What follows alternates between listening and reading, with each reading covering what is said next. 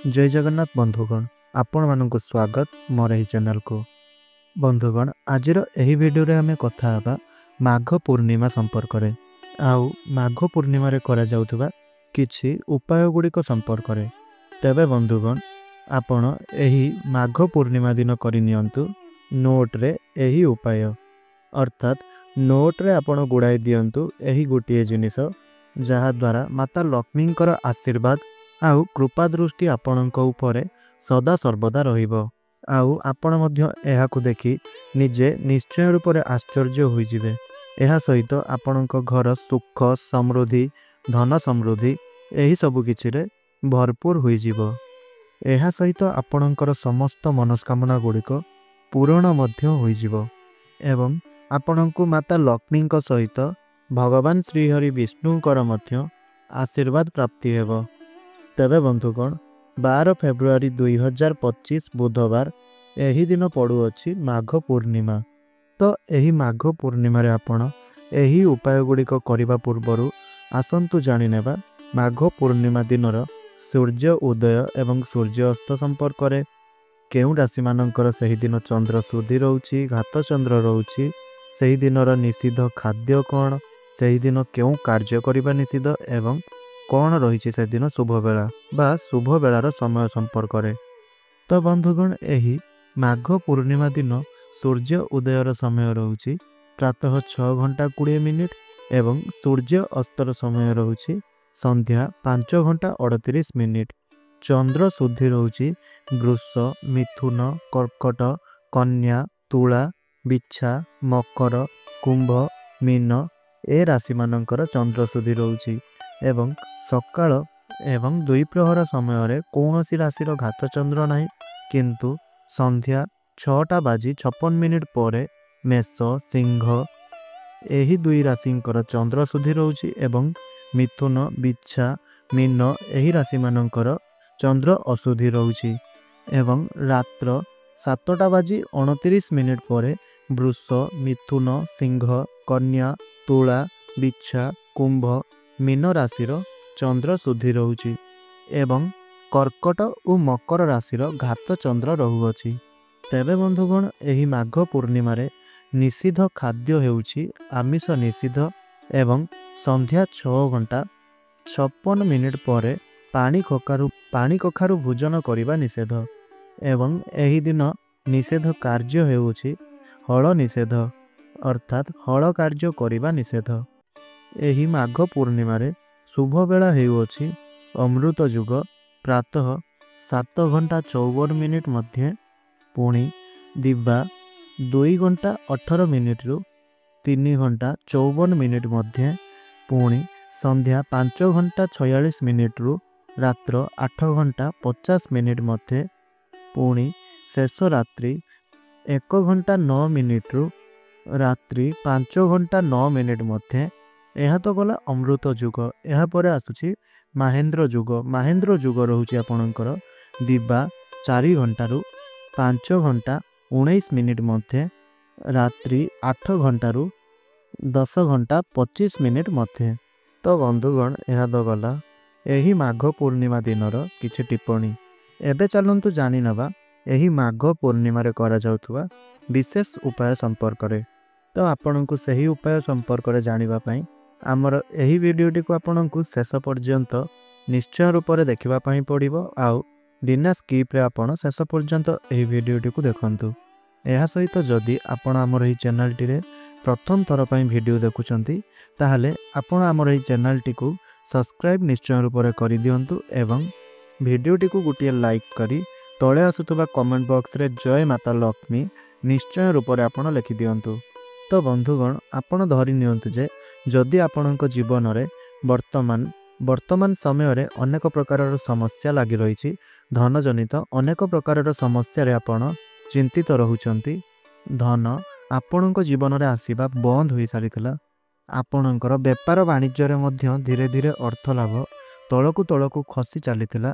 एहा सहित आपणक उपरे ऋण करजर भार एते मात्रा रे बढ़ी जाइछि जेउ गुडी को आपण सुझिबा पई सामर्थ्य होई पारु नाहंती आउ आपण सही सबुतिरु मुक्ति पाइबा पई चाहुचंती ଏହା ସହିତ ଆଉ ଯଦି ଆପଣ ଚାହୁଁଛନ୍ତି କି ଆପଣଙ୍କର ଆଗାମୀ ଜୀବନରେ ଏହିଭଳି କିଛି ସମସ୍ୟା ଗୁଡ଼ିକ ନ ଆସୁ, ଆଉ ଯଦି ଆପଣ ଆପଣଙ୍କର ଆଗାମୀ ଜୀବନକୁ ଭଲ ବଞ୍ଚିବା ପାଇଁ ଚାହୁଁଛନ୍ତି, ସୁଖ ଏବଂ ସମୃଦ୍ଧି ଭରା ଜୀବନ ଆପଣ ବଞ୍ଚିବା ପାଇଁ ଚାହୁଁଛନ୍ତି, ତାହେଲେ ଆପଣଙ୍କୁ 12 ଫେବୃଆରୀ 2025 ବୁଧବାର ମାଘ ପୂର୍ଣ୍ଣିମା ଦିନ ଏହି ଉପାୟଟିକୁ ପାଳନ କରିବା ପାଇଁ ପଡ଼ିବ।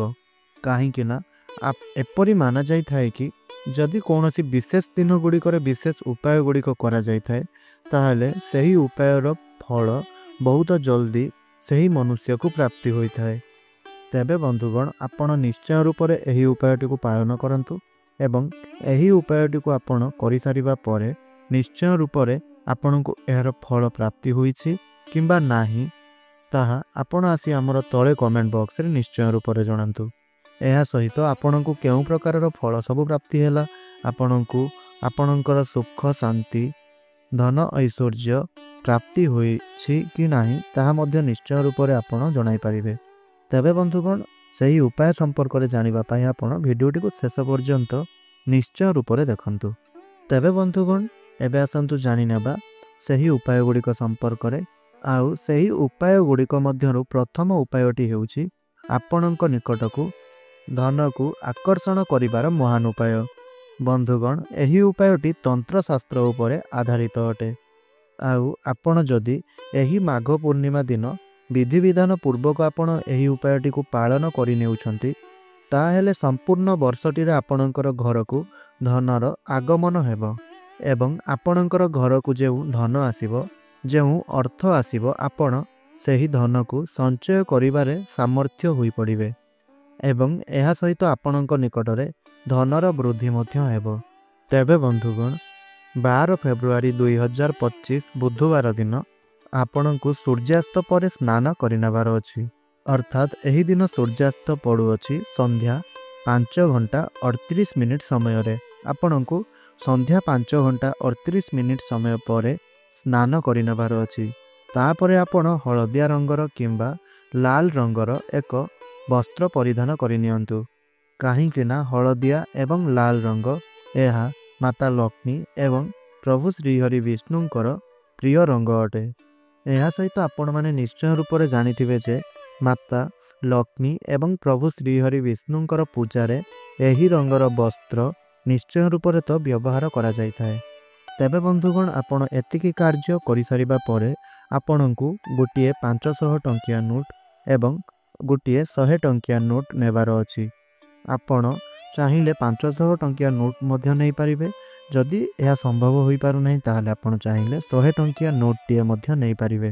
ଏହାପରେ ଆପଣ ଏକ କଞ୍ଚା ହଳଦୀ ଖଣ୍ଡଟିଏ ନେବେ, ଯାହାକି ଆପଣଙ୍କୁ ମାର୍କେଟରୁ ବହୁତ ସହଜରେ ଏବଂ ସୁଲଭ ମୂଲ୍ୟରେ ମିଳିଯିବ। ଏହା ସହିତ ବନ୍ଧୁଗଣ, ଜାଣି ରଖନ୍ତୁ ଯେ ଏହି ଯେଉଁ ହଳଦୀ, ଏହାକୁ ଆମର ହିନ୍ଦୁ ଧର୍ମରେ ବହୁତ ଅଧିକ ପବିତ୍ର ବୋଲି ମାନାଯାଇଥାଏ ଏବଂ ହଳଦୀ ମାତା ଲକ୍ଷ୍ମୀ ଏବଂ ପ୍ରଭୁ ଶ୍ରୀହରି ବିଷ୍ଣୁଙ୍କର ପୂଜାରେ ନିଶ୍ଚୟ ରୂପରେ ଲାଗିଥାଏ। ଏହା ସହିତ ଏହା ମଧ୍ୟ ମାତା ଲକ୍ଷ୍ମୀ ଏବଂ ପ୍ରଭୁ ଶ୍ରୀହରି ବିଷ୍ଣୁଙ୍କର ଅତି ପ୍ରିୟ ହୋଇଥାଏ। ଆଉ ଏପରି ଯଦି ଆମେ ଦେଖିବା ପାଇଁ ଯିବା, ତାହେଲେ ଆମର ହିନ୍ଦୁ ଧର୍ମରେ ଅନେକ ପୂଜାପାଠ ଗୁଡ଼ିକରେ ହଳଦୀର ବ୍ୟବହାର ତ ନିଶ୍ଚୟ ରୂପରେ ହୋଇଥାଏ। ମାତା ଲକ୍ଷ୍ମୀଙ୍କ ପୂଜାରେ ଏବଂ ପ୍ରଭୁ ଶ୍ରୀହରି ବିଷ୍ଣୁଙ୍କର ପୂଜାରେ ହଳଦୀର ତ ବ୍ୟବହାର ନିଶ୍ଚୟ ରୂପରେ କରାଯାଇଥାଏ। ଏହାପରେ ଆପଣ ସେହି 500 ଟଙ୍କିଆ ନୋଟ୍ କିମ୍ବା 100 ଟଙ୍କିଆ ନୋଟ୍ ଆଉ ତା ସାଥିରେ ସେହି ହଳଦୀ ବା କଞ୍ଚା ହଳଦୀର ଖଣ୍ଡଟିକୁ ଆପଣ ନେଇକରି ଆପଣଙ୍କ ସାଥିରେ ଆପଣଙ୍କର ଘରେ ଠାକୁର ଘରକୁ ଏବଂ ପୂଜା ଘରକୁ ଯାଆନ୍ତୁ। ଏହାପରେ ଆପଣ ଆପଣଙ୍କର ଠାକୁର ଘରକୁ ଯାଇ ଆପଣ ଆପଣଙ୍କର ଠାକୁର ଘରେ ମାତା ଲକ୍ଷ୍ମୀଙ୍କର କିମ୍ବା ଭଗବାନ ଶ୍ରୀହରି ବିଷ୍ଣୁଙ୍କର ମୂର୍ତ୍ତି ବା ଫଟୋ ଚିତ୍ର ଯେଉଁ ରଖିଛନ୍ତି, ସେହି ସ୍ଥାନରେ ଭଗବାନଙ୍କ ସମ୍ମୁଖରେ ଆପଣ ଏକ ଘିଅର ଦୀପକୁ ପ୍ରଜ୍ୱଳନ କରନ୍ତୁ। ଦୀପ ପ୍ରଜ୍ୱଳନ କରିସାରିବା ପରେ ଆପଣ ଯେଉଁ ନୋଟ୍ କିମ୍ବା ଯେଉଁ ହଳଦୀ ଆପଣ ନେଇଛନ୍ତି, ଏହି ସବୁକୁ ଆପଣ ଆପଣଙ୍କର ହାତ ପାପୁଲି ମଝିରେ ରଖନ୍ତୁ ଏବଂ ଆପଣ ଆପଣଙ୍କର ଦୁଇ ହାତକୁ ଯୋଡ଼ି ରଖନ୍ତୁ। ଅର୍ଥାତ୍ ଆପଣ ଆପଣଙ୍କର ଦୁଇ ହାତକୁ ନମସ୍କାର ଭଙ୍ଗୀରେ ରଖନ୍ତୁ। ଆଉ ସେହି ନୋଟ୍ ଏବଂ ସେହି କଞ୍ଚା ହଳଦୀର ଖଣ୍ଡକୁ ଆପଣ ଆପଣଙ୍କର ଦୁଇ ହାତ ମଝିରେ ରଖନ୍ତୁ।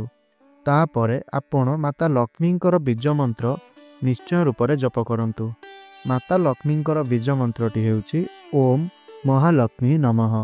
आपण एथिपाई माता लक्ष्मींकर बीज मंत्र जप करेंगे कहीं यही उपायटी आपण धन प्राप्ति पाई करुछंती। आपणकर करज समस्या को दूर करबा पाई करुछंती। आपणक जीवन में धनर आगमन कराइबा पाई करुछंती। आउ जेहेतु माता लक्ष्मी धनर देवी अटंती तेणु आपण माता लक्ष्मींकर बीज मंत्रर जप निश्चय रूप से करंतु।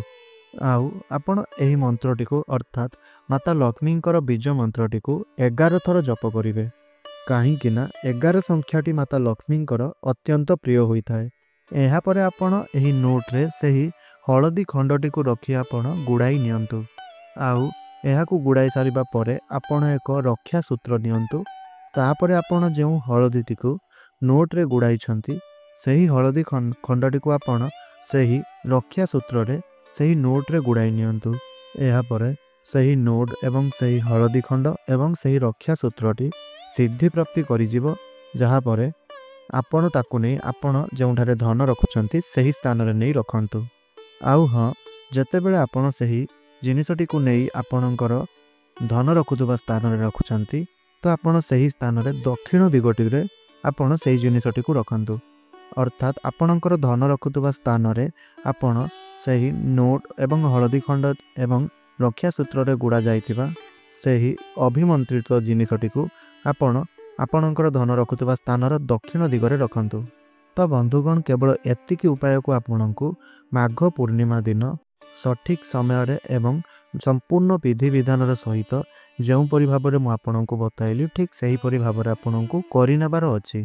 केवल एतिकी उपाय आपणको आपणकर मूल्यवान समय मध्यलु संध्या समय रे मात्र 5 ରୁ 10 मिनिट बाहर करनेबार अच्छी।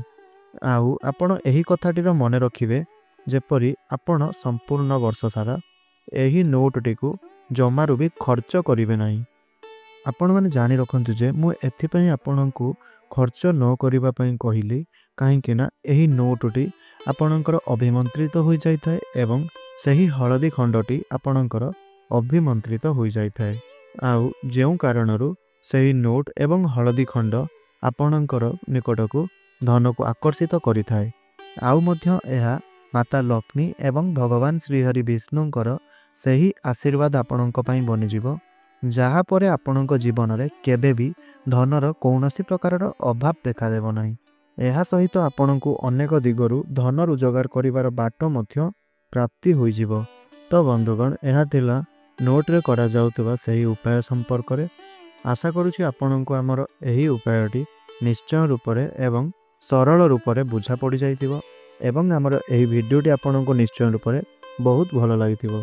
तो बंधुगण जदि आपण प्रत्येक दिन एहीपरि वीडियो देखिबा पई चाहुचंती ताहाले आपण हमर एही चैनलटी को सब्सक्राइब करी हमर एही चैनल सहित जोड़ी होई रुहंतु एवं हमर एही वीडियोटी को आपण गोटिए लाइक निश्चय रूप रे करंतु एवं तळे आसुथबा कमेंट बॉक्स रे जय माता लक्ष्मी जय श्रीहरि विष्णु निश्चय रूप रे लिखि दियंतु।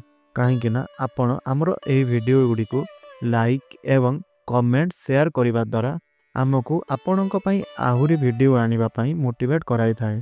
जा फल आमे आपणक पई आहुरी भल भल उपाय सहित आहुरी भल भल वीडियो आपणक पई नै करी आसी परिबो।